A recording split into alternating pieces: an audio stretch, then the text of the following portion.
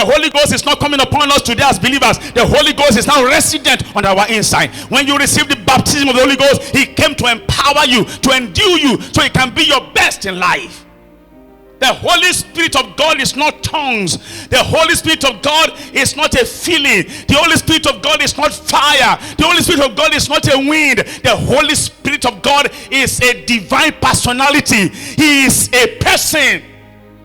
God has sent him to you and I to help us in our journey of life. Praise God. I say praise God.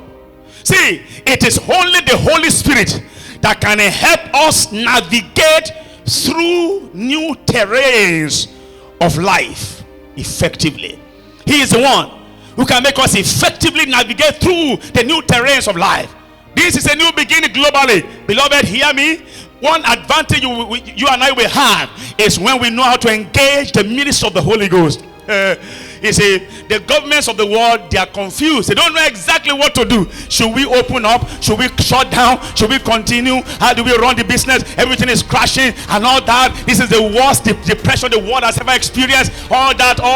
Oh, they are expecting that there will be famine worse than what we had in the Bible days. See, they are confused. But you don't have to be confused. Why? Because it is a new beginning to them. It's a new thing to them. But the Holy Ghost knew it from the beginning.